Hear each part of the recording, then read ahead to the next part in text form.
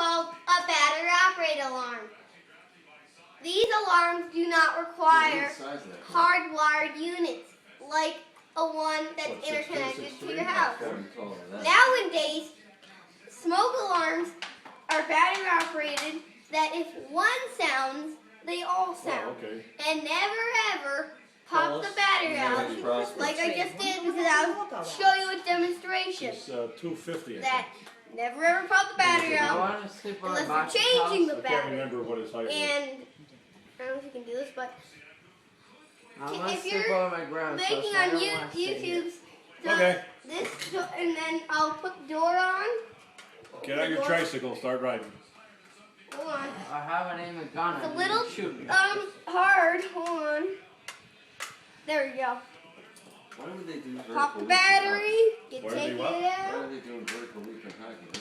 Mom, do you mind if you hear the chirping for just a second? That's what it I says. just want to show you. Just how to show you guys what happens when the battery is low. Okay, New York Rangers This are ready is to what will select. sound. Whoa, what does that cat want? She just jumped 4 feet. What'd she do? Oh, she's jumping at bugs.